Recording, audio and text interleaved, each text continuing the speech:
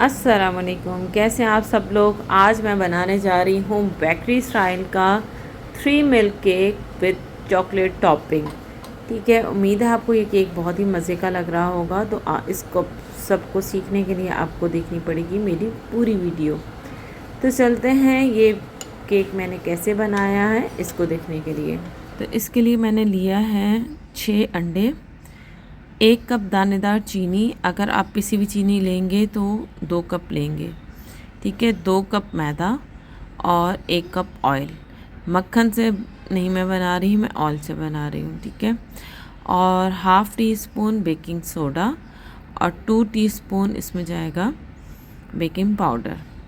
तो चलते हैं, बहुत आराम से मैं एक एक चीज़ आपको डिस्क्राइब करूँगी कि किस तरीके से करेंगे, जो कि आपको बनाने में बहुत ही ईजी महसूस होगा। तो सबसे पहले मैंने क्या किया है कि सफ़ेदी और जर्दी को अलग कर लिया है और सफ़ेदी को मैं बीट करना शुरू कर रही हूँ। सफ़ेदी को बीट करते हुए साथ ही साथ 3 स्टेप में मैंने इसके अंदर चीनी डालनी है।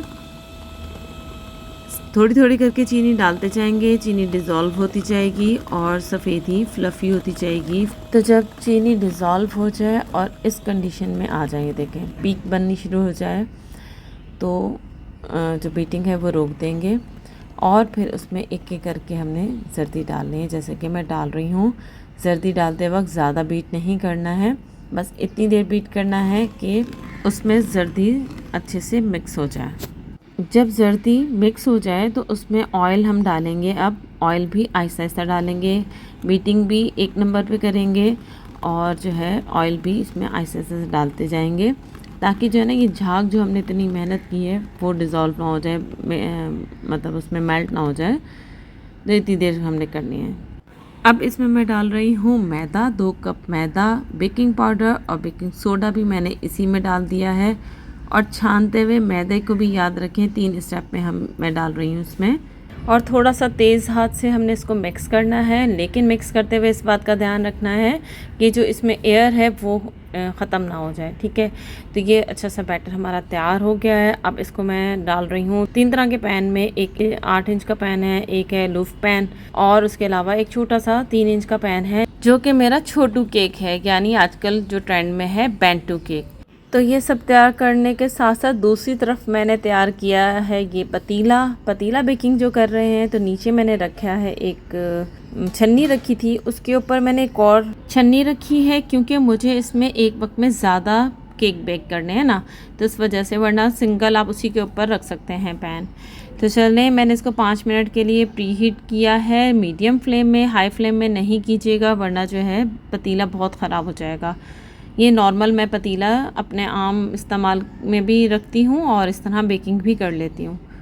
तो अब इसके अंदर किस तरह से पैन एडजस्ट करेंगे वो भी देख लीजिए कि मैंने इसमें पहले लूफ पैन रखा है, क्योंकि उसको ज़्यादा जगह चाहिए थी। और इस तरह से रखना है कि जो ऊपर बड़ी छन्नी है, या जो भी आप रखें, प्लेट रखें, जैसे भी रखें, उसको एडजस्ट इस तरह से करना है कि वो गिरे नहीं, तो उसका बैलेंस भी बरकरार रखना है। तो इस तरह से ये मैंने सेटिंग कर ली है और पतीले के ऊपर मैंने रख दी है कूंडी, ताकि एयर टाइट हो जाए ये अच्छे से, इसमें से जो एयर है वो ना निकल पाए। चले जी, अब इसको मैंने रखना है 5 मिनट के लिए इसी फ्लेम पर, मीडियम टू हाई फ्लेम पर इसको मैंने पकने रखना है। उसके बाद मैंने इसको मीडियम टू लो फ्लेम में इसकी हीट को कर देना है। ठीक है, और बेकिंग टाइम है 30 मिनट और तकरीबन 30 मिनट हो गए हैं। अब मैं चेक करने लगी हूँ कि केक हमारा कहाँ तक पहुँचा। तो ये चेक किया है मैंने नाइफ़ डाल के, और ये तीनों केक जो है बिल्कुल डन है। छुरी बिल्कुल क्लियर है, इसका मतलब है अंदर से बिल्कुल पक गया है। तो अब मैं इसको निकालती हूँ, ठंडा करती हूँ और उसके बाद इसकी डेकोरेशन बताऊँगी कि किस तरीके से करेंगे। तो देखें, ये मैंने इसको पैन से निकाल लिया है और अब ये देखें कितना अच्छा स्पंजी बना है ये। तो अब इसकी आगे की प्रोसेस देखते हैं। आगे की प्रोसेस के लिए हमें क्या करना होगा तो केक के नीचे की साइड का जो ड्राई था थोड़ा सा पार्ट, वो मैंने इसको हटा दिया है। उसकी वजह ये है क्योंकि ये आगे जाके इसके क्रम्स बनाऊंगी और मैं इस केक में इस्तेमाल करूंगी। ठीक है, तो अब इसके लिए हमें चाहिए, इसको सोक करने के लिए हमें चाहिए 3 तरह का दूध। और ये तीनों टाइप के जो दूध हैं वो बाज़ार से मिल जाते हैं, लेकिन मैंने घर पे बनाया है। सिंपल दूध तो खैर मार्केट से ही लिया है। 1 लीटर दूध लिया था, उसमें से एक प्याली मैंने निकाल ली। उसके बाद मैंने उसी को थोड़ा सा ज़्यादा और पका लिया, तकरीबन हाफ़ रह गया, तो वो काढ़ा हुआ दूध या एवोपरेटेड मिल्क कहलाता है। और उसके बाद उसमें से मैंने आधी प्याली निकाल ली और बाकी आधे दूध में मैंने तकरीबन आधी प्याली चीनी डाल के उसको अच्छे से पका लिया, तो वो बन गया कंडेंस मिल्क। और इन सबको एक जग के अंदर मैंने मिक्स किया और इस सब से मैंने करना है इस केक को सोक। तो सोकिंग से पहले हमें इस केक को फोक की मदद से प्रिक करना है। और ये छोटू सा केक भी मैं साथ साथ इसको भी रेडी कर रही हूँ। और मुकम्मल दूध इसके अंदर मैंने डाल दिया है। इसके डालने के बाद इसको तकरीबन 3-4 घंटे रेस्ट देना है ताकि अच्छी तरीके से ये दूध इसके अंदर एब्जॉर्ब हो जाए। और अगला प्रोसेस करते हैं। अगले प्रोसेस में मैंने क्या किया देखें कि ये ली है मैंने विप क्रीम। विप क्रीम को मैंने इतनी देर बेक करना है कि ये अच्छी सी सॉफ्ट पीक बन जाए, सॉफ्ट टू हार्ड पीक बन जाए, ठीक है। और तो ये क्रीम भी अच्छे से बीट हो चुकी है और जो है केक भी बहुत अच्छे से रेस्ट हो गया और तमाम जो दूध था इसके अंदर एब्जॉर्ब हो गया। अब हम इस पर प्लस्टर करेंगे क्रीम का। और अच्छा, ये सारी प्रोसेस मैं थोड़ा सा फास्ट इसलिए कर रही हूँ क्योंकि क्रीम बीट करने की भी मेरी अलग से वीडियो है, कंडेंस मिल्क बनाने की भी अलग से वीडियो है, आगे गनाश जो मैं इसके ऊपर पोर करूँगी उसकी भी एक वीडियो है जिसका मैं लिंक डिस्क्रिप्शन बॉक्स में दे दूँगी। तो आप वहाँ से उन सारों का टोटल जो बहुत ही आराम से मैंने एक एक पॉइंट समझाया हुआ है वहाँ पे आपको मिल जाएगा। और इस तरीके से प्लस्तर करने का भी तरीका मैंने उसमें बताया हुआ है। तो मेन केक का प्लस्तर हो गया है। अब ये साथ में ये छोटू का केक भी देखे, मैं इसको बेंटू केक आजकल जो कहते हैं, मैं इसको छोटू केक ही कहती हूँ क्योंकि ये अमूमन फिर मैं बना रही होती हूँ अपने लिए, अपने घर वालों के लिए थोड़ा बहुत टेस्ट करना होता है कि केक कैसा बना है। जब केक प्लस्तर हो गया था तो मैंने 1 घंटे के लिए इसको दोबारा से फ्रिज में रख दिया था।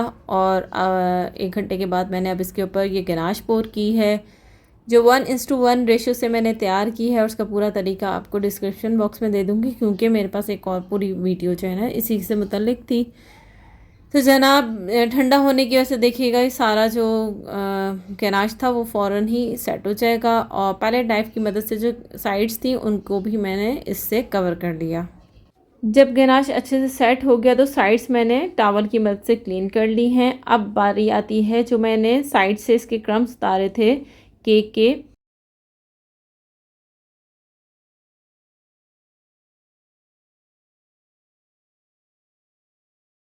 उसी क्रम्स को मैंने साइड्स पे लगा दिया है। और जो मेरे पास कार्ड था उसकी मदद से मैंने इसको टैप किया और ये अच्छे से स्टिक हो गया। और ये देखें कितना खूबसूरत सा बेकरी स्टाइल में मैंने 3 मिल्क केक बनाया है। उम्मीद है आपको मेरी ये क्रिएटिविटी अच्छी लगी होगी और आप को पसंद आई है तो प्लीज़ इस वीडियो को लाइक करें, अपने कॉन्टैक्ट लिस्ट में शेयर कीजिए कि अब आपको केक बनाना मार्केट से लेना नहीं पड़ेगा बल्कि आप ख़ुद घर में बना सकते हैं। इसी तरीके से कोई नए केक के साथ मैं हाज़िर खिदमत होंगी। तब तक के लिए मुझे इजाज़त दीजिए। अपना बहुत ख्याल रखिएगा। अल्लाह हाफ़िज़।